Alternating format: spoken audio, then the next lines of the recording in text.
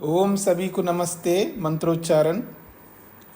ओम सहनाववतु सहनौ भुनक्तु सह वीर्यं करवावहै तेजस्विनावधीतमस्तु मा विद्विषावहै।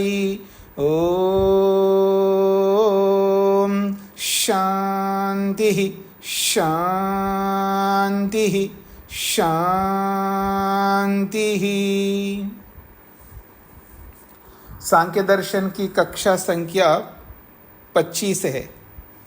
प्रथम अध्याय के 75वें सूत्र तक हमने विचार किया है। पृष्ठ संख्या 70, सूत्र संख्या 76। भूमिका में बताया जा रहा है प्रकृतेः आद्य हेतुता प्रतिपाद्यते अणुवत् इति दृष्टान्तेन तर्हि अणुरेव भवतु सर्वस्य जगतः आद्य हेतुः इति आकांक्षायाम उच्यते। पिछले प्रसंग में प्रकृति को आदि कारण बताया था। तो प्रकृतेः आद्य हेतुता प्रतिपाद्यते, प्रकृति को आदि कारण के रूप में प्रतिपादित किया है, अर्थात बताया गया है। और उदाहरण दिया है अणुवत् इति दृष्टांतेन। दृष्टांत उदाहरण को कहते हैं। अणु के समान इस दृष्टांत से प्रकृति को आदि कारण के रूप में आपने प्रतिपादित किया है। तर्हि तब तो हमारा एक प्रश्न है, अणु एव भवतु सर्वस्य जगतः आद्य हेतु। क्यों ना अणु को ही संपूर्ण जगत का आदि कारण माना जाए, अणु को ही आदि कारण माना जाए। इति आकांक्षायाम, इस आकांक्षा में, इस जिज्ञासा में अगले सूत्र को प्रस्तुत किया जा रहा है। हाँ जी, पुष्पलता जी को क्या कहना है? स्वामी जी 75वें सूत्र से शुरू होगा। 75 से होगा क्या? हाँ जी। अच्छा, ठीक है जी। मैंने गलत बोला, इसका मतलब मैंने चिन्ह गलत लगा, इसलिए ऐसा लगा। ठीक है।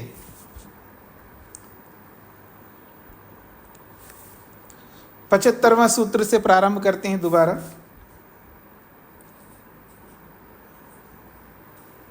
और भी किसी ने हाथ खड़ा किया, उसी अर्थ में किया होगा। ठीक है। 74वें सूत्र में प्रकृति को आदि हेतु आदि कारण बताया। 75वां सूत्र ये स्पष्ट करेगा कि प्रकृति ही आदि कारण है, और कोई नहीं है। तो और कौन हो सकता है? पुरुष हो सकता है, तो पुरुष नहीं हो सकता। प्रकृति ही संसार का, सृष्टि का आदि कारण है। इस बात को 75वां सूत्र कहेगा। पूर्व भावित्वे द्वयोः एकतरस्य हाने अन्यतर योगः। पूर्व भावित्वे द्वयोः एकतरस्य हाने अन्यतर योगः। द्वयोः पूर्व भावित्वे, प्रकृति पुरुषयोः अखिल कार्यात् पूर्व सत्तावत्वे सति। हमारे सामने दो प्रकार के पदार्थ है, एक प्रकृति है और एक पुरुष है, अर्थात एक जड़ वस्तु है और एक चेतन वस्तु है। इसलिए द्वयो हो, दो हैं, और ये दोनों पूर्व भावित्व पहले से विद्यमान है। तो द्वयो को खोला है प्रकृति पुरुषयो। प्रकृति और पुरुष, इन दोनों में कौन ऐसा कारण है जो अखिल कार्यात, संपूर्ण कार्य के लिए, पूर्व सत्तावत्वे सति, पहले से सत्तावान ये दोनों के होने पर, प्रकृति पुरुष ये पहले से विद्यमान है। लेकिन अखिल कार्यात, जो संपूर्ण कार्य है, इस कार्य के लिए इन दोनों में से कौन कारण बन सकता है? इस विचार में एकतरस्य हानि, एकतरस्य एकस्य चिद आद्य हेतुता हानि। तो कहते हैं एकतरस्य अर्थात एकस्य चिद, इन दोनों में से किसी एक का आद्य हेतुता हानि आदि कारण के न बनने पर, प्राथमिक कारणत्व असिद्धो, प्रथम कारण की असिद्धता होने पर, दोनों में से एक ही तो कारण बनेगा ना, तो एक का कारण न होने पर, एक के कारण की सिद्धि न होने पर अन्यतर योग तद भिन्नस्य आद्य हेतुता योग, उससे भिन्न जो बचा हुआ है वही आदि कारण बनेगा।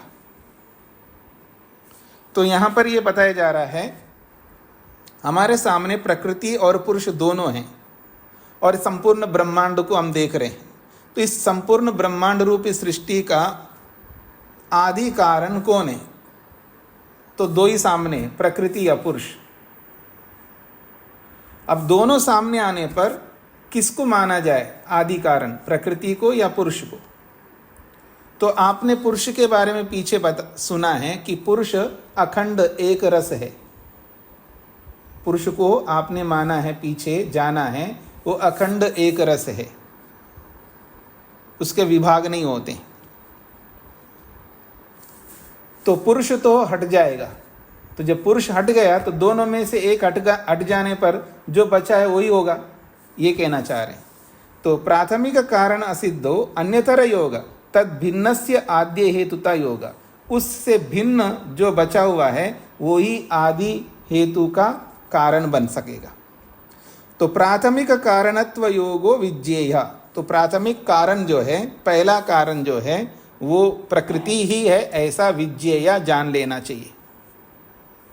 तत्र पुरुषे न पारंपर्येण अनुत्वम अस्ति, यदि कोई सोचे क्यों ना पुरुष को माना जाए, प्रकृति को ही क्यों माना जाए, तो कह रहे हैं तत्र पुरुषे, इन दोनों में से जो पुरुष है उस पुरुष में पारंपर्येण अनुत्वम न अस्ति, परंपरा से उसके अनुत्वता की सिद्धि नहीं होगी। यथा योग दर्शनस्य व्यास भाष्ये सूचितम, जैसा कि योग दर्शन के भाष्य में यह स्पष्ट रूप से समझाया गया है। जिन्होंने योग दर्शन पढ़ा है उनको यह बात अच्छी तरह समझ में आएगी।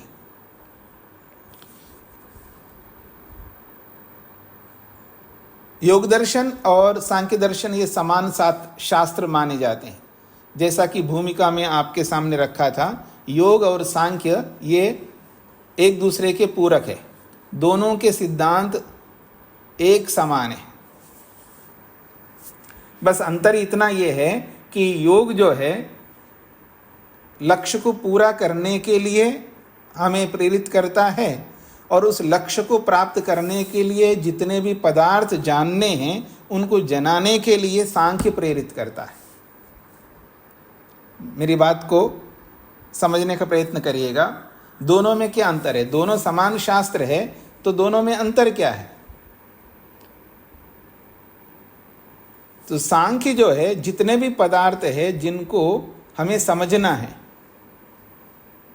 उन पदार्थों को समझने के लिए शास्त्र हमें प्रेरित करता है, और योग इन जाने हुए पदार्थों को साक्षात करने के लिए प्रेरित करता है। एक जानने के लिए प्रेरित करता है, एक विवेक करने के लिए प्रेरित कर रहा है, और एक शास्त्र जो है इनका दर्शन, इनका साक्षात प्रत्यक्ष करने के लिए प्रेरित करता है। ये अंतर है। तो इसलिए दोनों समान शास्त्र है। तो पुरुष में परंपरा से अनुत्व नहीं हो सकता, इस बात को योग दर्शन के भाष्यकार महर्षि वेदव्यास जी ने स्पष्ट शब्दों में सूचित किया है। वो भी सूत्र के अनुसार क्या सूचित किया है? वहाँ बताया गया है कि पार्थिवस्य अणो गंध तन्मात्रम सूक्ष्मो विषय, पार्थिवस्य अणो, पृथ्वी का जो सूक्ष्म, जिसको पृथ्वी कहते हैं, पंचमहाभूतों में जिसको पृथ्वी कहते हैं, उसको पृथ्वी का एक अणु को पार्थिव कहते हैं। पार्थिव अणु अर्थात पृथ्वी का एक अणु। गंध तन्मात्रम, वो गंध तन्मात्रा है और वो सूक्ष्म विषय वाला है। यानी पृथ्वी जिससे बनी है, तो उस पृथ्वी का एक अणु है, अर्थात पृथ्वी का एक कण है, वो गंध तन्मात्र होगा और वो पृथ्वी से सूक्ष्म विषय वाला होगा। आप्यस्य रस तन्मात्रम, आप्यस्य अर्थात जलीय एक कण, आपा कहते हैं जल को और आप्य कहते हैं जलीय कण को। तो आप्यस्य जलीय एक कण जो होता है वो रस तन्मात्र होगा। तेजसस्य रूप तन्मात्रम, तेज कहते हैं अग्नि को और तेजस कहते हैं अग्नि का एक कण। तो तेजसस्य अग्नि का जो एक कण है वो रूप तन्मात्र है। वायवीयस्य स्पर्श तन्मात्रम, वायु कहते हैं वायु पंचमा भूतों का चौथा पदार्थ, और वायवीय कहते हैं वायु का एक कण, ये स्पर्श तन्मात्र है। और आकाशस्य शब्द तन्मात्रम, आकाश का एक सूक्ष्म कण जो है वो शब्द तन्मात्र है। और इन सभी तन्मात्राओं का जो सूक्ष्म है वो अहंकार है। तो तेषाम अहंकारः, उन पांचों तन्मात्राओं का जो कारण है वो अहंकार है। अस्य अपि लिंग मात्रम सूक्ष्मो विषय, अस्य इस अहंकार का भी लिंग मात्र अर्थात महतत्व, ये लिंग मात्र जो महतत्व है वो इस अहंकार का सूक्ष्म विषय वाला है, अर्थात वो कारण है इसका। लिंगस्य अलिंगम सूक्ष्म विषय, वो जो लिंग रूपी महतत्व है उसका कारण है वो अलिंग है अर्थात प्रकृति है, वो इस लिंग से वो सूक्ष्म विषय वाला है। तो यहाँ पर पांच तन्मात्राओं से बताते हुए प्रकृति तक पहुंचाया है।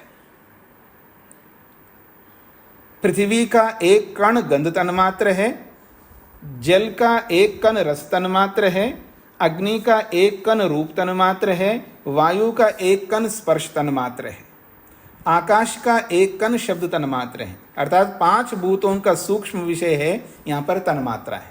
और इन तन्मात्राओं का तेषाम अहंकार, इन तन्मात्राओं का अहंकार सूक्ष्म विषय है अर्थात उसका कारण है। और अस्य अपि अर्थात इस अहंकार का भी लिंग मात्र अर्थात महतत्व, जैसा कि मैंने पीछे एक बार बोला था महतत्व का एक नाम है लिंग, तो लिंग मात्रम सूक्ष्म विषय, उस अहंकार का लिंग मात्र अर्थात महतत्व उसका सूक्ष्म विषय वाला है अर्थात उसका कारण है। और लिंगस्य अपि नहीं, लिंगस्य अलिंगम सूक्ष्म विषय, उस लिंग का अर्थात उस महतत्व का जो सूक्ष्म विषय वाला है वो अलिंग है अर्थात प्रकृति है। तो पांच स्थूल भूतों से प्रकृति तक बताया, कौन कार्य है और कौन कारण है ये बता दिया महर्षि वेदव्यास जी ने। फिर आगे कहा न च अलिंगात परम सूक्ष्म अस्ति, इस अलिंग से परे कोई और सूक्ष्म वस्तु नहीं है। न च अलिंगात परम सूक्ष्म अस्ति, इस अलिंग रूपी प्रकृति से परे सूक्ष्म और कोई नहीं है। यथा जैसा लिंगात परम अलिंगस्य सूक्ष्मम, जैसे लिंग रूपी महतत्व से परे अलिंग की सूक्ष्मता है अर्थात प्रकृति की सूक्ष्मता है। न च एवं पुरुषस्य, ऐसे पुरुष की सूक्ष्मता नहीं। इस बात को समझने का प्रयत्न करिए। जैसे राई की अपेक्षा, जो राई आप संस्कार में डालते हैं, राई की अपेक्षा चना स्थूल है, चने की अपेक्षा राई सूक्ष्म है। राई की अपेक्षा सूक्ष्म कोई और लेके आप खड़ा कर सकते, फिर उससे कोई सूक्ष्म खड़ा कर सकते, फिर उससे कोई सूक्ष्म आप ला सकते, उससे भी कोई सूक्ष्म ला सकते, और आखिर में जाकर के एक जगह रुकोगे, इससे सूक्ष्म कोई नहीं है। तो ऐसे ही पृथ्वी तत्व का सूक्ष्म विषय तन्मात्र है, तन्मात्र का भी सूक्ष्म विषय अहंकार है, अहंकार का भी सूक्ष्म विषय महतत्व है, महतत्व का भी सूक्ष्म विषय प्रकृति है, प्रकृति से आगे और कोई सूक्ष्म नहीं है। जैसे महतत्व से सूक्ष्म प्रकृति है, ऐसे पुरुष ऐसा किसी की अपेक्षा सूक्ष्म नहीं है। किंतु लिंगस्य अन्वयी कारणम पुरुषो न भवति, ये जो पुरुष जो है, आत्मा जो है, ये लिंग का अन्वयी कारण नहीं है। अन्वयी कारण कहते हैं कार्य में रहने वाला, उसको अन्वयी कारण कहते हैं। जैसे मिट्टी घड़े का अन्वयी कारण है। इस अन्वयी कारण को समझ लीजिएगा। कई बार व्यक्ति शब्द जब नया सुनता है ना तो परेशान होता रहता है, मेरे को समझ में नहीं आ रही अन्वयी कारण क्या होता है। जब कोई नया शब्द आता है तो उसको परेशानी होती है, अन्वयी कारण क्या होता है। परेशान नहीं होना। जब कभी भी कोई शब्द नया आता है तो उसमें कंफ्यूज नहीं हो जाइए। उस शब्द को सुनो और उस शब्द के अर्थ को सुनो, जो भी अर्थ उसका बताया जाएगा नए शब्द का, और उस नए अर्थ को सुनना है और उसको बार बार मन में रिपीट करना। इसका ये अर्थ है, इसका ये अर्थ है, तो उसके संस्कार बनेंगे आपके। उस शब्द का अर्थ जब आप बार बार मन में बोलेंगे तो उसका संस्कार पड़ेगा। तो जब कभी भी आपके सामने वो शब्द आएगा तो आपको अजीब सा नहीं लगेगा, उसका अर्थ आपको समझ में आया हुआ है, आपके मन में बैठ गया। जिस शब्द का अर्थ मन में समझ में आ रहा है, इसका मतलब उस शब्द के अर्थ को आपने मन में कई बार स्थापित किया है। मैं बोलूंगा लड्डू, बोलते ही आपको समझ में आएगा। मैं कहूंगा नींबू, बोलते ही आपको समझ में आएगा, क्योंकि नींबू का जो मीनिंग है, अर्थ है, लड्डू का जो अर्थ है, वो आपने अपने मन में बिठा के रखा है।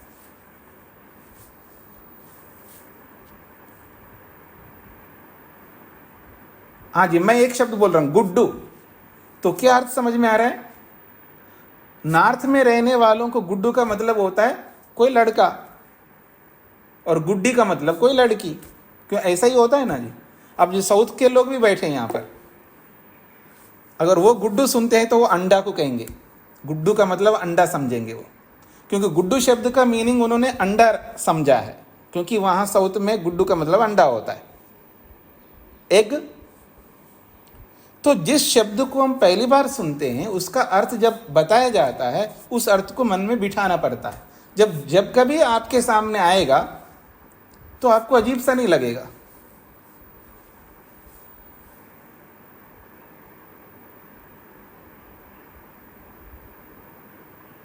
और समझ लीजिएगा, मोबाइल बोलते ही समझ में आएगा ना। मोबाइल क्या मतलब होता है, कोई कुछ नहीं पता आपको मतलब का, कुछ पता नहीं। बस मोबाइल देख देख करके इसको मोबाइल कहते, इसको मोबाइल कहते, इसको मोबाइल कहते, इसको मोबाइल कहते हैं। ये है ना जो मैं आपको दिखा रहा हूं। बार बार सुन लिया, बार बार देख लिया, मोबाइल बोलते हैं आपको समझ में आ रहा है। क्या समझ में आया? कुछ नहीं समझ में आया। होता क्या मोबाइल, पर आपको समझ में आ गया, ऐसा समझ रहे हैं आप, क्योंकि उसको बार बार सुनते। तो जिस शब्द को बार बार आप सुनेंगे वो आपको समझ में आ जाएगा। तो हर कोई शब्द ऐसा ही होता है। तो यहां पर अन्वयी कारण, तो अन्वयी कारण का मतलब समझा रहा हूं मैं, जो अन्वित रूप में अर्थात अवश्य रूप, अवश्यम भावी के रूप में उसमें रहता है। जैसे घड़े में मिट्टी रहती है, तो मिट्टी घड़े का अन्वयी कारण है, अर्थात मिट्टी घड़े से कभी अलग नहीं हो सकता।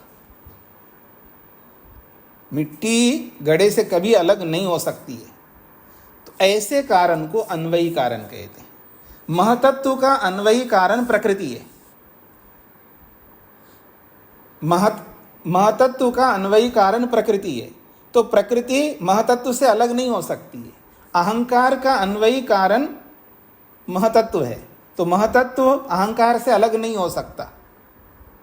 तन्मात्राओं का अन्वयी कारण अहंकार है, अहंकार तन्मात्राओं से अलग नहीं हो सकता। ये आपको समझ में आ रहा है सबको?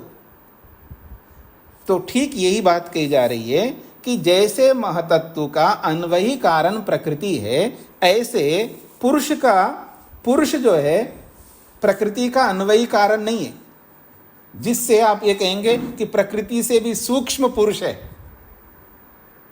मेरी बात को समझने का प्रयत्न करना। महतत्व से सूक्ष्म कौन है जी? प्रकृति। क्यों सूक्ष्म है? क्योंकि वो अन्वयी कारण है इसका, महतत्व का। मतलब महतत्व उसी से बना है, जो जिससे बनता है वो सूक्ष्म होता है। जिस चीज से वो बन रही है वस्तु, जो बन गई वस्तु, वो तो स्थूल होता है, और जिससे बना है वो सूक्ष्म होता है। तो जैसे ये एक दूसरे के अन्वयी कारण बन रहे हैं, ऐसे प्रकृति का अन्वयी कारण पुरुष नहीं है। जिससे आप ये कह सकें कि प्रकृति से भी सूक्ष्म पुरुष है। कुछ समझ में आ रहा है सबको? तो इसलिए कह रहे हैं लिंगात परम अलिंगस्य सौक्ष्म्यम, लिंग से परे, लिंग के बाद में अलिंग यानी प्रकृति की सर्वाधिक सूक्ष्मता है। न च एवं पुरुषस्य, पुरुष की ऐसी कोई सूक्ष्मता नहीं होती है। किंतु लिंगस्य अन्वयी कारणम पुरुषो न भवति, इसलिए लिंग का अन्वयी कारण पुरुष नहीं होता। अर्थात पुरुष प्रकृति में बना रहता है, प्रकृति के अंदर रहता है। जैसे घड़े के अंदर मिट्टी रहती है, महतत्व के अंदर प्रकृति रहती है, ऐसे पुरुष प्रकृति के अंदर रहने वाला अन्वयी कारण नहीं होता है। अतः इसीलिए प्रधाने सूक्ष्म्यम निरतिशयम व्याख्यातम, प्रधान का अर्थ है प्रकृति, प्रधाने प्रकृति में ही सूक्ष्म्यम सूक्ष्मता है, निरतिशयम सूक्ष्म्यम सर्वाधिक सूक्ष्मता है। यही व्याख्यातम, ऐसा ही व्याख्या की गई है। शास्त्रों ने यही बताया है, ऋषियों ने यही बताया है, प्रकृति में ही निरतिशय सूक्ष्म है, अर्थात सर्वाधिक सूक्ष्मता है। अब आपके मन में आ सकता है, वैसे तो प्रकृति से भी तो आत्मा सूक्ष्म है और जीवात्मा से भी परमात्मा सूक्ष्म है। वो सूक्ष्मता अलग है, ये सूक्ष्मता अलग है, ये कार्य कारण की सूक्ष्मता है। मेरी बात को समझने का प्रयत्न कर। कार्य कारण की सूक्ष्मता अलग है और अलग वस्तु की सूक्ष्मता अलग है। ईश्वर के लिए बना अणोर अनीयान महतो महीयान, वो सूक्ष्म से भी सूक्ष्म है परमात्मा, और महतो महान, वो बड़े से भी बड़ा है। वो एक अलग विषय। पर यहां कार्यकारण की दृष्टि से बात कही जा रही है कि जिस प्रकार की सूक्ष्मता प्रकृति की है, और यह प्रकृति निरतिशय सूक्ष्म है, अर्थात इसके आगे और कोई सूक्ष्मता नहीं है, क्योंकि अंतिम कारण है, संपूर्ण ब्रह्मांड का अंतिम कारण है, तो उसी की सर्वाधिक सूक्ष्मता होगी। उससे भी कोई सूक्ष्म हो जाएगा तो क्या होगा? प्रकृति क्या बन जाएगी जी? कार्य बन जाएगी, और जो इससे जो सूक्ष्म आएगा वो कारण बन जाएगा। फिर वो अनवस्था दोष में पहुंच जाएंगे आप लोग, अव्यवस्था वाले दोष में पहुंच जाएंगे। ये अंतिम सूक्ष्मता है। ऐसे पुरुष की सूक्ष्मता नहीं है, ये यहाँ पर बताया गया है। तो पुरुष तो हट गया, पुरुष कारण नहीं बन रहा है, किसका? सृष्टि का। तो दो ही वस्तुएं हमें, पुरुष और प्रकृति, दोनों में से पुरुष तो हट गया, तो बची कौन है? प्रकृति। तो प्रकृति ही सृष्टि का कारण है, ये सिद्ध होता है यहाँ पर। आगे बढ़ता हूं जी। तस्माद, इसीलिए अखिल कार्य जाते प्रकृते है आद्य हेतुता प्राथमिक कारणता इति गतम। तस्माद, इसलिए हम कहना चाहते हैं अखिल कार्य जाते, संपूर्ण कार्य जगत में प्रकृति है आद्य हेतुता, प्रकृति की ही आदि कारणता है, प्रकृति का ही आदि कारणपन है, और वही प्राथमिक कारणता, वही प्राथमिक कारण है, पहला कारण है। इति गतम, ये सिद्ध होता है। हाँ जी, सरिता जी को क्या कहना है? स्वामी जी नमस्ते जी। ये अन्वयी कारण आपने बताया अवश्यम भावी होता है। हाँ जी। और एक कभी कभी जब समझाने के उद्देश्य से बोलते हैं ना, कि कोई सेंटेंस बोला तो कहते हैं कि इसका अन्वय कर लेते हैं अब, यानी कि उस सेंटेंस को हमें किस तरह से समझना है आगे पीछे करके, तो शायद मैं ऐसा समझती हूँ कि उसको अन्वय बोला गया। हाँ जी, उसको अन्वय कहते हैं, अर्थात अलग अलग शब्द है। राम गांव जाता है, जाता है राम गांव। अब उल्टा सीधा बोलो तो आप उसको एक सीक्वेंसी में रखते हैं, उसको अन्वय कहते हैं, वो अलग चीज है। तो ये एक अन्वय और ये अन्वयी, और एक भगवत गीता में भी आता है ना कि भगवान श्री कृष्ण ने अन्वय रीति से व्यतिरेक रीति से कहा, तो आई थिंक वो पॉजिटिव नेगेटिव यानी कि इस तरीके से बोलते हैं, तो जी वो जी वही है। जी जी बिल्कुल बिल्कुल, वो अलग है जी। तो शब्द तो मुझे लगता है अरेंजमेंट इनकी वही है, अ न व य, तो इनके अर्थ जगह जगह पे अलग अलग निकल रहे हैं। हाँ जी, अन्वय, अन्वय में अन्वयी, अन्वय शब्द अलग है और अन्वयी शब्द अलग है। अन्वय में अंत में यकार है और अकार है, अकारांत हो गया, और अन्वयी में इकारांत हो गया, दोनों अलग शब्द है जी। वर्मा जी को क्या कहना है? नमस्ते स्वामी जी। जी। ये निरति स्वयं माने क्या होता है? अर्थात अतिशय का मतलब होता है बड़ा, आगे का, जो प्रसंग में जिसको बोला वो आगे की, आगे भी और कोई है, और निरतिशयम का मतलब है आगे कुछ है ही नहीं है, इससे बड़ा और कोई नहीं, इससे सूक्ष्म और कोई नहीं, उसको निरतिशयम कहते हैं। इस प्रसंग में इससे और सूक्ष्म नहीं है, यही सर्वाधिक सूक्ष्म है। तो सर्वाधिक सूक्ष्म को पहले सुन लीजिए, कोई नहीं। पहले सुन लीजिएगा। जी। निरतिशयम मतलब है यहाँ प्रसंग में सूक्ष्मता को लेकर के बताया जा रहा है। तो अतिशय का मतलब है इससे और सूक्ष्म है, अतिशय का मतलब है इससे और अधिक सूक्ष्म है, और निरतिशय का मतलब है इससे अधिक सूक्ष्म और कोई नहीं है। तो इससे अधिक सूक्ष्म और कोई नहीं है, उसको निरतिशय सूक्ष्म कहते हैं। अब बोलिए। जी स्वामी जी, समझ में आ गया। वीरेंद्र जी का क्या पूछना है? प्रणाम स्वामी जी। जी। स्वामी जी, पुरुष को कहते हैं अणोरणीयान महतो महीयान, तो फिर वो तो सबसे सूक्ष्म वही होगा। देखिए, इधर उधर मत जाइए, यहाँ प्रसंग चल रहा है कार्य कारण का। कार्य कारण में कार्य स्थूल होता है और कारण सूक्ष्म होता है। इस सूक्ष्म परंपरा में आत्मा नहीं आता है, इतना ही आपको समझना है। वो सूक्ष्म होता है तो किसी और कारण से है, वो कार्य कारण की सूक्ष्मता में नहीं आता है पुरुष, बस इतना ही समझना है यहाँ पर। ये समझ में आया आपको? सभी कार्यों का संपादन तो पुरुष से ही होता है। इधर उधर नहीं जाइए, पटरी से उतरते हैं ना तो समस्या आती है, दूसरों को भी आएगी, आपको भी आएगी। प्रसंग क्या चल रहा है उस पर आपको रहना है। हाँ, क्या मैं मना करूंगा कि सब पुरुष का मतलब परमात्मा के कारण से सब कुछ नहीं होता, ये कहना चाहूंगा क्या मैं? जो आप कहना चाहते हो वो भी मैं कहना चाहूंगा, पर प्रसंग वो नहीं है ना। प्रसंग देखना होता है, प्रसंग के अनुसार बात करनी होती है। प्रसंग ये है, कार्य कारण में कार्य स्थूल होता है, कारण सूक्ष्म होता है। तो इस स्थूल और सूक्ष्मता के प्रसंग में ये इससे सूक्ष्म है, इससे सूक्ष्म, अंतिम जाकर के कहीं रुकोगे, उसको अंतिम कारण मानोगे, जिसको मूल कारण बताया था पीछे। तो जो मूल कारण होता है वो सर्वाधिक सूक्ष्म होता है, उससे सूक्ष्म और कोई नहीं होता है। अब यहाँ परमात्मा नहीं आएगा, नहीं जी परमात्मा इससे भी सूक्ष्म होता है। तो क्या परमात्मा कार्य कारण की परंपरा में आता है? क्या परमात्मा किसी कार्य का कारण है? अब वीरेंद्र जी इसका उत्तर देंगे।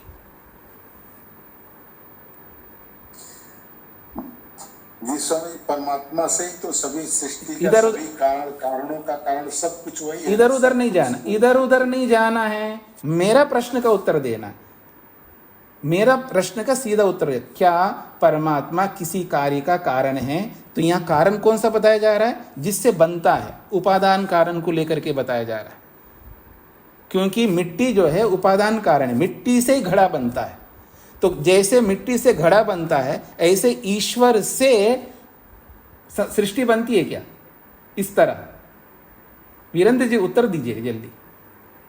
जी, आदि शंकराचार्य मानते हैं अद्वैत सिद्धांत में केवल एक परमात्मा ईश्वर है, बाकी सब उसी से बनता है। मतलब आप ये कहना चाहते हैं कि परमात्मा उपादान कारण है सृष्टि का, ये जी ठीक है, आप मान लीजिएगा, पर यहाँ पर ऐसा नहीं बताया जा रहा है। यहाँ सांख्य दर्शनकार महर्षि कपिल ऐसा नहीं कहना चाह रहे। ऋषि का आदि शंकराचार्य का प्रमाण मत दीजिए, ऋषि का प्रमाण दीजिएगा, किसी ऋषि का। वो ऋषि नहीं है स्वामी जी। मैं ये नहीं कहना चाह रहा हूँ, कोई उनको ऋषि मानते, कोई नहीं मानते, मैं नहीं मानता उनको ऋषि। ठीक है स्वामी जी। जी, क्योंकि कपिल, कनाद, गौतम, बादरायण, इन सबको ऋषि सब लोग मानते हैं, सभी लोग मानते हैं। मतलब अद्वैतवादी भी मानते हैं और जो अद्वैतवादी नहीं है वो भी मानते हैं उन सबको ऋषि। लेकिन आदि शंकराचार्य को सभी ऋषि नहीं मानते। मैं वो बड़े आदमी हैं, वो पूज्य व्यक्ति हैं, ये सब कुछ है, पर यहाँ पर इस परंपरा में उनको ऋषि नहीं माना जा रहा है, सब नहीं मानते जी। तो मैं आगे बढ़ूं जी। अब इससे अतिरिक्त प्रश्न मत लाइएगा, प्रसंग जो आपने सुना है उसमें कोई प्रश्न हो तो लाइएगा। वर्मा जी को क्या पूछना है?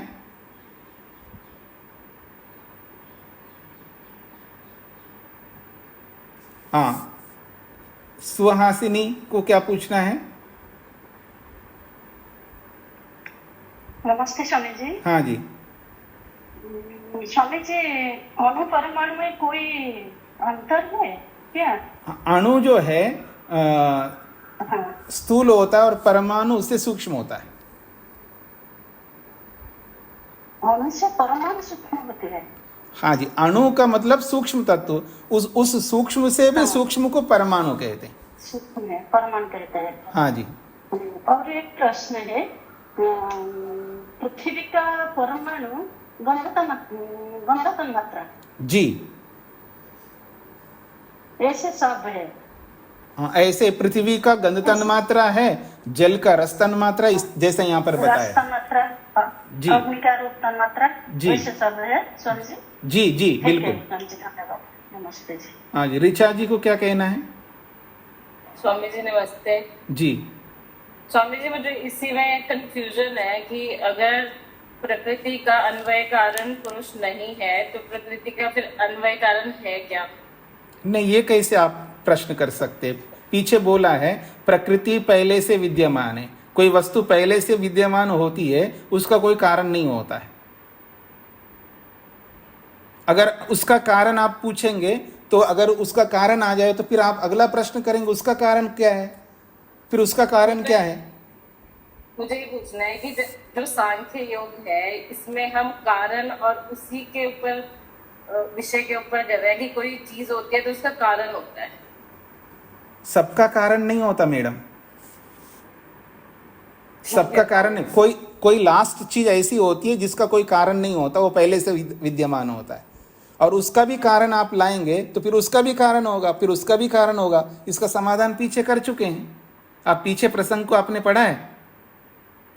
कुछ मिसिंग है जी। हाँ, तो उसको मिस मत करिए, उसको पहले पढ़िएगा, फिर ये प्रश्न है। अगर वो पढ़ लेते हैं तो वो प्रश्न, ये प्रश्न नहीं आएगा। सुधा जी को क्या पूछना है? सुधा जी। ओम स्वामी जी। जी। स्वामी जी, वही कारण को उपादान कारण बोल सकते हैं? अन्वयी कारण को?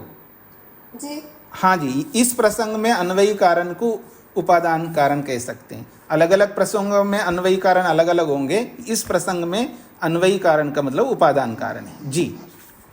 धन्यवाद स्वामी। रूप जी को क्या पूछना है? ओम स्वामी जी। जी। स्वामी जी, यहाँ पे आत्मा को अलिंग कह सकते हैं स्वामी जी? नहीं कह सकते ना, अलिंग तो प्रकृति को कहते हैं। यहाँ पर यहाँ आपने योग दर्शन में पढ़ा है ना, अलिंग का मतलब प्रकृति, और पुरुष इन चीजों कार्य कारण की प्रक्रिया से बिल्कुल अलग वस्तु है ना, उसको पुरुष ही कहेंगे, उसको अलिंग नहीं कहेंगे जी। जी, मैं आगे बढ़ूंगा जी।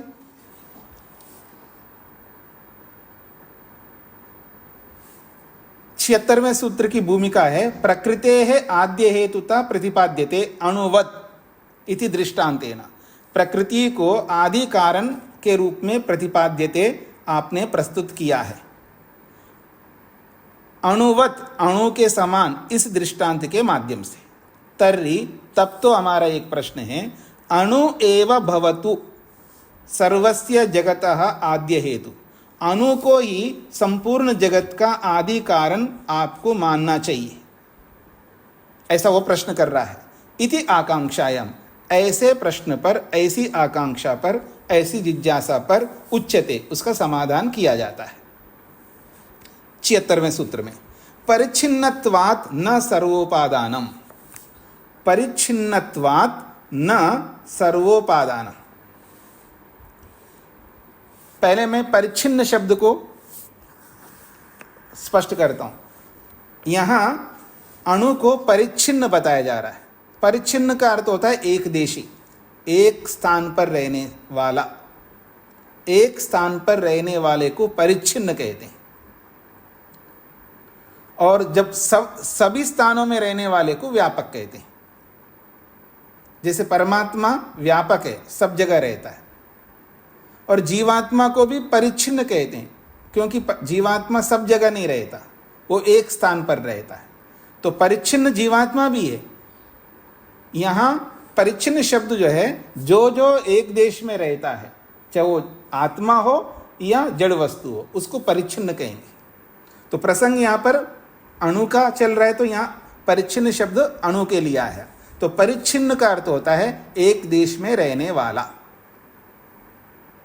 तो जिस अणु को प्रश्नकर्ता ने अणु को ही संपूर्ण सृष्टि का कारण, आदि कारण क्यों ना माना जाए, ये उसका प्रश्न है। तो उत्तरकर्ता कह रहे हैं नहीं, अणु को संपूर्ण जगत का आदि कारण नहीं बता सकते। क्यों?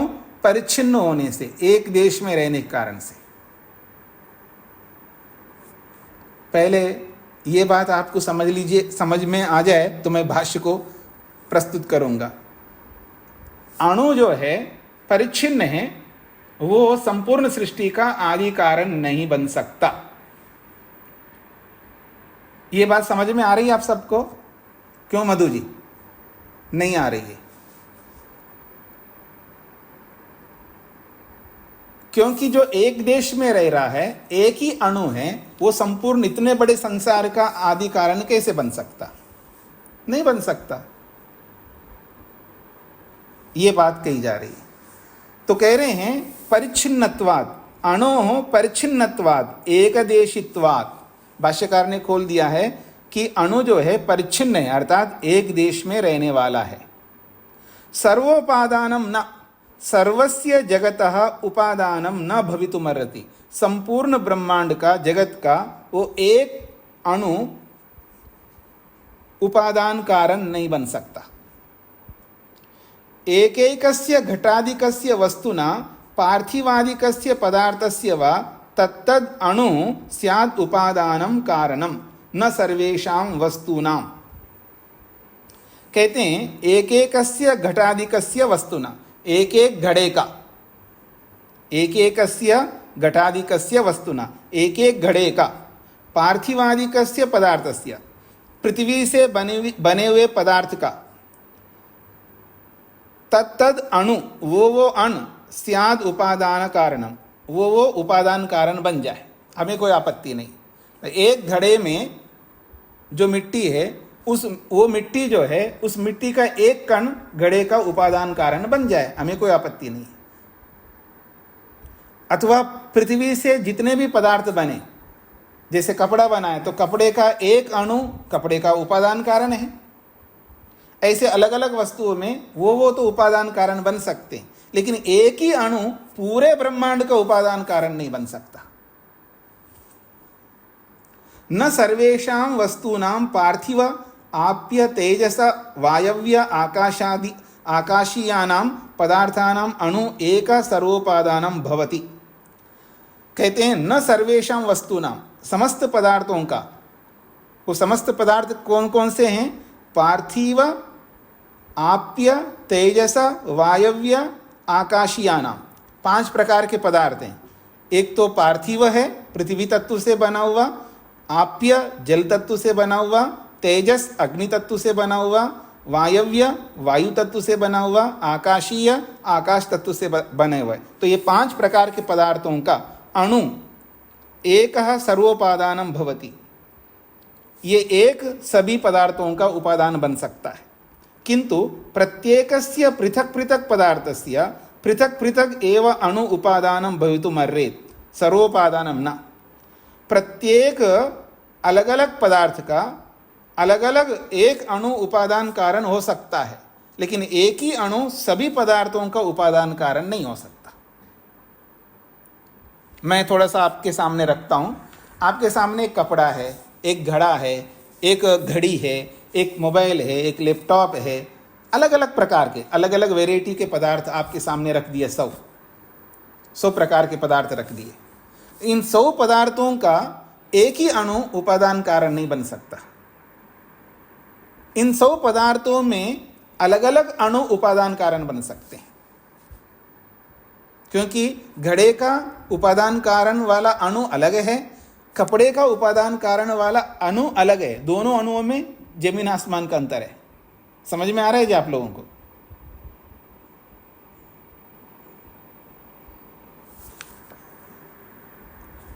कपड़े का एक अणु और घड़े का एक अणु, दोनों में अंतर है या एक समान है? अंतर है ना? हाँ, ऐसे हाथ तो खड़ा कर दीजिएगा आप, अलग है। तो ऐसे 100 पदार्थों के एक एक अणु अलग अलग है। तो अलग अलग पदार्थों के अलग अलग अणु जो है उपादान कारण बन सकते हैं, पर एक ही अणु पूरे ब्रह्मांड के सभी पदार्थों का उपादान कारण कैसे बनेगा, ये कहना चाहते हैं। तस्मात् प्रकृति एव सर्वोपादानम तस्या एव सर्वोपादानत्वात् आद्य हेतुता संभव।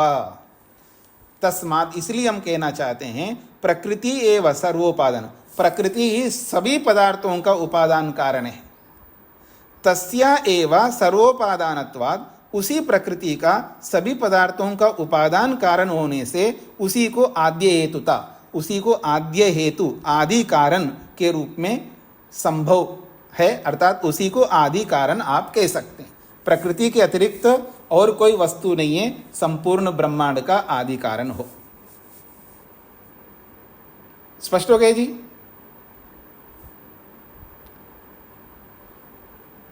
सुरेश जी कुछ कहना चाह रहे हैं क्या? ठीक है। अब इस संबंध में अगले सूत्र में प्रमाण दे रहे हैं। पुनश्च एक और बात है, पुनश्च एक और बात है, तदुत्पत्ति ही श्रुतेश्च, तदुत्पत्ति श्रुतेश्च, इसमें श्रुति भी प्रमाण है। केवल हम कह रहे हैं ऐसी बात नहीं, इसमें श्रुति भी प्रमाण है, इसमें वेद भी प्रमाण है कि संपूर्ण ब्रह्मांड का आदि कारण प्रकृति है। इस संबंध में श्रुति, श्रुति वेद को कहते हैं, श्रुति भी प्रमाण है। तो कह रहे हैं तदुत्पत्ति श्रुतेश्च, तदुत्पत्ति श्रुतेः च, उत्पत्ति अत्र न भाव निर्देश किंतु कर्म निर्देश। अब यहाँ थोड़ा सा व्याकरण की बात कही है, क्योंकि शब्द जो होते हैं, इन शब्दों के जो अर्थ होते हैं वो बिल्कुल जमीन आसमान का अंतर आ जाता है। शब्द एक जैसा दिखता है, लेकिन एक ही शब्द का अलग अलग अर्थ होते हैं, वो व्याकरण जानने वाले समझते हैं।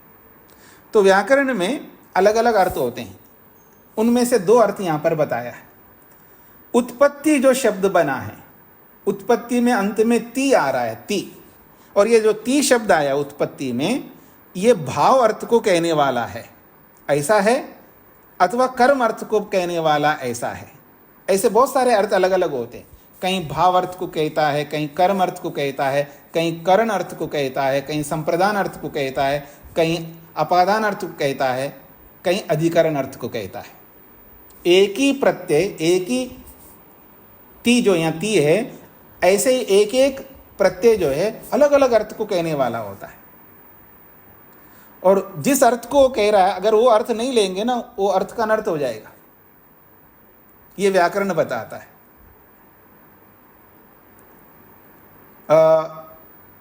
जैसे बुद्धि शब्द है, बुद्धि, बुद्धि में जो प्रत्यय है वो प्रत्यय किस अर्थ को कहने के लिए आया है ये देखना पड़ता है। बुद्धि शब्द अगर भावार्थ को कहने के लिए आया है तो वहां बुद्धि का अर्थ होता है ज्ञान। मेरी बात को समझने का प्रयत्न करना, ये व्याकरण का विषय है। योग दर्शन जिन्होंने पढ़ा है वहां पर भी मैंने ये बात को स्पष्ट किया था। इस बात को, बुद्धि में जो प्रत्यय आया है वो प्रत्यय किस अर्थ को कहने के लिए आया, तो अगर वो भाव अर्थ को कहने के लिए, भाव का अर्थ होता है यहाँ धातु का अर्थ, यह भाव अर्थ का मतलब है धातु का अर्थ, तो वो भाव अर्थ को कहने के लिए आया बुद्धि में जो प्रत्यय, तो वहां बुद्धि का अर्थ होता है ज्ञान। बुद्धि शब्द का अर्थ होगा ज्ञान। अगर यदि वो प्रत्यय करण अर्थ को कहने के लिए, करण का मतलब होता है द्वारा से, जैसे बोलते हैं ना, करण, जो आप 7 विभक्तियां पढ़ते हो ना, उसमें एक कर्ता होता है, एक कर्म होता है, एक करण होता है, एक संप्रदान होता है, एक अपादान होता है, एक अधिकरण होता है, ठीक है ना। तो ऐसे तो भाव अर्थ को कहने के लिए आएगा तो बुद्धि शब्द का अर्थ होता है ज्ञान। अगर वो करण अर्थ को बताने के लिए आता है तो बुद्धि का अर्थ होता है मन। ज्ञान और मन में कितना अंतर है जी? ज्ञान तो नॉलेज है, जानकारी है, और मन बिल्कुल वस्तु है। एक वस्तु के लिए आ रहा है और एक ज्ञान के लिए आया है। तो वो प्रत्यय जो है किस अर्थ को कहने के लिए आता है, उस अर्थ को ध्यान में रख करके शब्द का अर्थ करना पड़ता है। इसी बात को यहाँ समझाया जा रहा है। उत्पत्ति शब्द यहाँ पर उत्पत्ति में जो ती है, ये भाव अर्थ का निर्देश, भाव अर्थ को कहने के लिए नहीं आया, फिर किसके लिए आया? किंतु कर्म निर्देशा, ये कर्म को कहने के लिए आया है। तो इस उत्पत्ति में एक प्रत्यय जिसको कहते हैं क्तिन प्रत्यय, क्तिन प्रत्ययस्य कर्मणि अपि विधानात्। क्तिन प्रत्यय जो है जहां भावार्थ को कहने के लिए आता है, वहां कर्म अर्थ को बताने के लिए भी आता है, ऐसा इन्होंने बोला है। क्तिन प्रत्ययस्य, क्तिन प्रत्यय कर्मणि अपि विधानात्, कर्म को बताने के लिए भी आया है क्तिन प्रत्यय। तस्मात्, इसलिए उत्पत्ति अर्थात सृष्टि। अगर भावार्थ को कहने के लिए आता है, उत्पत्ति का अर्थ होगा उत्पन्न होना, ये भावार्थ वाला है। उत्पन्न होना, उत्पन्न होने अर्थ को कहता है उत्पत्ति, यदि भावार्थ लेंगे। अगर एक कर्म अर्थ को कह रहा है तो उत्पत्ति का अर्थ यहां पर उत्पन्न होना नहीं, यहां उत्पत्ति का अर्थ है सृष्टि, ये कर्म है। उत्पत्ति का अर्थ यहां सृष्टि है, संसार है, ये कर्म अर्थ को कहते हैं। उत्पत्ति का मतलब उत्पन्न होना। उत्पन्न होना अर्थ यानी पैदा होना, जो होना बोल रहा है ना, तो ये भाव को कहता है। तो यहां भावार्थ को लेंगे तो उत्पत्ति का अर्थ उत्पन्न होना अर्थ होगा, लेकिन यहां उत्पन्न होना नहीं है, यहां कर्म को कहने के लिए आए, तो उत्पत्ति का अर्थ यहां सृष्टि हो गई। सृष्टि जो है कर्म है ना, यहां पर सृष्टि कर्म है, वो वस्तु है। तो तद उत्पत्ति श्रुते अर्थात तद सृष्टि श्रुते, तो उत्पत्ति श्रुते का मतलब सृष्टि को बताने के लिए श्रुति होने से। तद शब्देन सा एव प्रकृति गृह्यते, सूत्र में जो तद आया है ये प्रकृति शब्द, प्रकृति को कहने के लिए आया है। या प्रक्रियते, जो प्रकरण में है, या प्रक्रियते का मतलब है जो प्रकरण में आ रहा है प्रकृति, उसी के लिए तद शब्द आया है। तो प्रकृते है सृष्टि श्रुते, प्रकृति की सृष्टि की श्रुति होने से, यानी प्रकृति की सृष्टि के बारे में श्रुति होने से। प्रकृते है विकृति विषय का श्रुति अस्ति, प्रकृति का जो विकार रूपी जो सृष्टि है, उस विकार रूपी सृष्टि के विषयक श्रुति वेद में प्रमाण होने से। इस हेतु से यहाँ पर प्रकृति एवं सर्वोपादानम आद्य हेतु, इससे पता लगता है प्रकृति ही संपूर्ण ब्रह्मांड का आदि उपादान कारण है, ये सिद्ध होता है। अब श्रुति क्या है जी? श्रुति खलु, वेद तो ये कहता है, तम आसीत् तमसा गूढ़मग्रे अप्रकृतं सर्वं सलिलमा इदं तुच्छेनावपि हितं यदासीत् तन्मयिना जायतैकम्। ये ऋग्वेद का मंत्र है, ये श्रुति है अर्थात वेद है, ये ऋग्वेद का मंत्र है। ये कहता तम आसीत् तमसा गूढ़मग्रे। मैं अलग अलग शब्दों को बोल देता हूँ। तम आसीत् तमसा गूढ़म अग्रे अप्रकेतम सर्वम सलिलम सलिलम आ इदम तुच्छेन आभु अपिहितम यद आसीत् तत् महिना जायता एकम। तो कह रहे हैं अग्रे, अग्रे का मतलब प्रारंभ में, अग्रे का अर्थ होता है प्रारंभ में। प्रारंभ में कैसा था? तम आसीत, अंधकार था, कुछ नहीं था। तम आसीत का मतलब है अंधकार था, कुछ नहीं था। यहाँ तम का अर्थ होता है कुछ भी नहीं था। तो कुछ भी नहीं था का मतलब है कोई कार्य वस्तु के रूप में कुछ नहीं था। तमसा गूढ़म, और वो अंधकार से ढका हुआ था। गूढ़म का अर्थ होता है ढकना। तमसा गूढ़म, वो अंधकार से ढका हुआ था। और अप्रकेतम, अप्रकेतम का मतलब है जिसको जाना नहीं जा सकता, ऐसा था। अप्रकेतम अज्ञेय था, जानने योग्य नहीं था, कुछ भी दिखाई नहीं दे रहा है, अंधकार है। सर्वम सलिलम आ इदम, इदम सर्वम सलिलम, कहते हैं इदम सर्वम, ये जो संपूर्ण सृष्टि जो दिखाई दे रही है वर्तमान में, ये ऐसा था जैसे कि सलिलम, सलिलम कहते हैं जल को। जल कैसा होता है जी? बिल्कुल लूज होता है, ऐसे फैला हुआ होता है। पानी जो है ना फैला हुआ होता है ना, तो ऐसे ये जो संपूर्ण ब्रह्मांड है ये एक प्रकार से कारण के रूप में फैला हुआ था, जल के समान था। तुच्छेन आभु अपिहितम यदासीत, तुच्छेन, वो तुच्छ के रूप में था। तुच्छ का मतलब है कुछ नहीं है। किसी किसी को आप लोग बोलते होंगे अपने सामने वाले विरोधी को, अरे तुझे तो मैं तुच्छ मानता हूं, अर्थात तू कुछ नहीं है। तुच्छ का मतलब कुछ भी नहीं है। तो ये तुच्छ है ना, वो तुच्छ था अर्थात कुछ नहीं था, अर्थात कार्य के रूप में कुछ था ही नहीं, दिखाई नहीं दे रहा है। और वो क्या है? आभू, वो आभू था। यद आभू, जो आभू था वो अपिहितम, वो ढका हुआ था। तत्, उस आभू से महीना जायता एकम, उस आभू से एक महतत्व उत्पन्न हुआ। ये मंत्र का अभिप्राय है। अभी इसको खोल के समझा रहे हैं।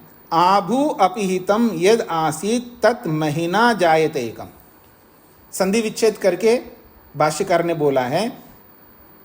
तुच्छेने का बाद में जो पद है ना, उसको संधि विच्छेद करेंगे तो आभू बनता है। तो आभू अपिहितम यत् आसीत तत् महीना जायते एकम। अब इस पंक्ति को खोल रहे हैं। यत् आभू, जो आभू था, ततः, उस आभू से, उत्पत्ति श्रुति, सृष्टि की श्रुति विद्यमान है। ततः, उस आभू से उत्पत्ति श्रुति, उत्पत्ति का अर्थ है या सृष्टि। ततः, उस आभू से उत्पत्ति, सृष्टि की श्रुति विद्यमान है, अर्थात उसी आभू से सृष्टि बनी है, ऐसा श्रुति कह रही है। तदेव एकम जायता, जायते, तद एव एकम जायते, उसी से एक पैदा होता है। तद एव, उसी प्रकृति से, उसी आभू से एकम, एक तत्व जायते, उत्पन्न होता है। और वो कौन सा तत्व उत्पन्न होता है? महीना, वो महीना के रूप में उत्पन्न होता है। वो महीना क्या है? महतत्व रूपेण, वो महतत्व रूप से उत्पन्न हुआ है। और प्रथमा विकृति, वो पहली विकृति है उस आभू का। और वो पहली विकृति क्या है? सृष्टि, वो सृष्टि है। कुछ समझ में आ रहा है जी आप लोगों को? सेव का एक टुकड़ा क्या है जी? सेव ही तो होता है ना। सेव का एक टुकड़ा सेव होता है, रोटी का एक टुकड़ा भी रोटी होती है। तो ऐसे ही सृष्टि का एक टुकड़ा जो है वो महतत्व है। तो महतत्व को भी सृष्टि कह सकते हैं। आपको भी मैं सृष्टि कह सकता हूं। आप भी सृष्टि का एक अंश है, एक टुकड़ा है। तो यहां पर यह बताया गया है कि उससे, उस आभू से पहला तत्व महतत्व उत्पन्न हुआ, यह वेद कह रहा है। वहां वेद मंत्र में तो आभू बोला है, उस आभू से महतत्व उत्पन्न हुआ है। तो इसका मतलब यह हुआ उस आभू का नाम प्रकृति है। इसी मंत्र का अगला मंत्र है इयम विसृष्टिर यत आवभूवा, यानी ये एक सूक्त है ऋग्वेद का। यहाँ जो संख्या दी है ना, ऋग्वेद 10वां मंडल 129वां सूक्त और उसका तीसरा मंत्र है ये जो हमने पहले पढ़ा है, तम आसीत तमसा गूढ़म अग्रे।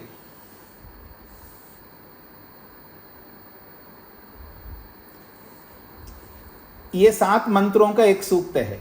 आप ऋग्वेद आदि भाष्य भूमिका, आपने किसी ने पढ़ा हो, ऋग्वेद आदि भाष्य भूमिका में सृष्टि उत्पत्ति का विषय है, उसमें ये सारा सूक्त वहाँ पर दिया है ऋग्वेद आदि भाष्य भूमिका में।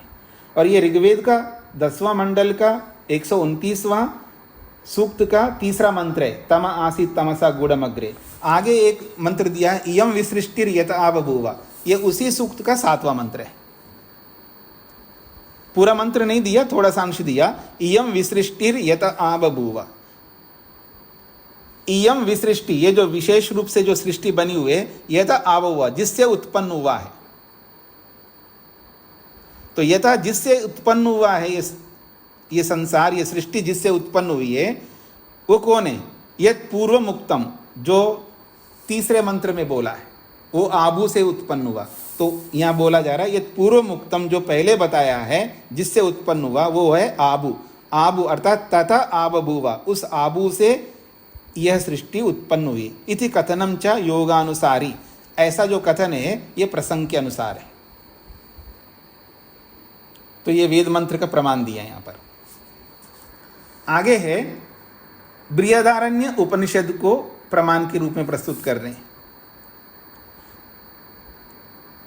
तद हा इदम, मैं अलग करके बोल रहा हूं, तद्धेदम लिखा है, इसको संधि विच्छेद करूंगा तो तद हा इदम तर्रि अव्याकृतम आसीत नाम रूपाभ्याम एव व्याक्रियत।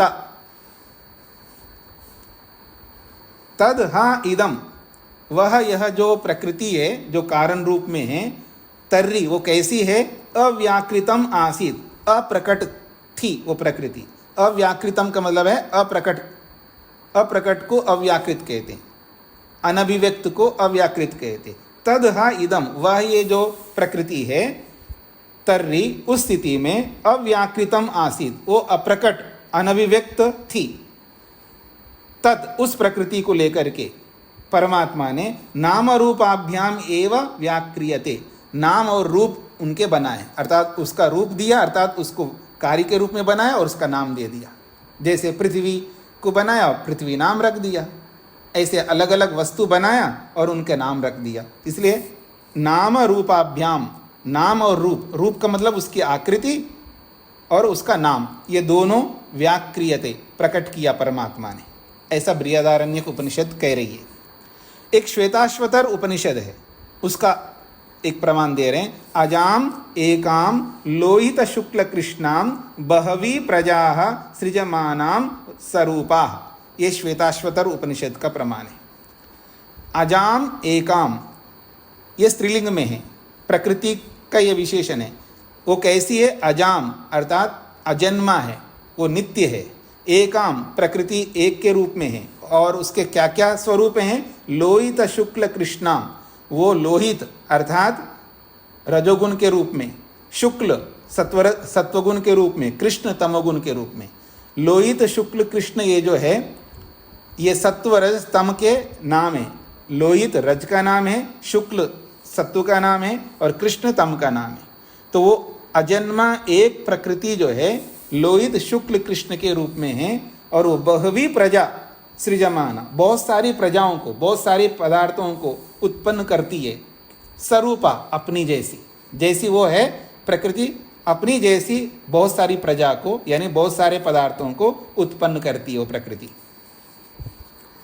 प्रधानात् जायते सृष्टि, प्रधान अर्थात प्रकृति से ही सृष्टि उत्पन्न होती है। ये जो वाक्य है ये कहाँ से लिया है ये पता नहीं इसका मूल, लेकिन इसको बताने वाले हैं इतः श्रुति नामना, ये श्रुति के नाम से अनुरुद्ध वृत्तौ कुतश्चित उद्धृतम वचनम।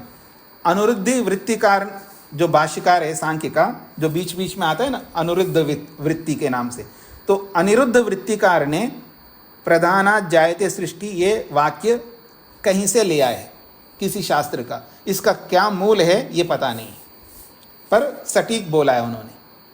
ब्रह्ममुनि जी केवल खंडन नहीं कर रहे हैं, उनकी अच्छी बात को भी मान रहे हैं।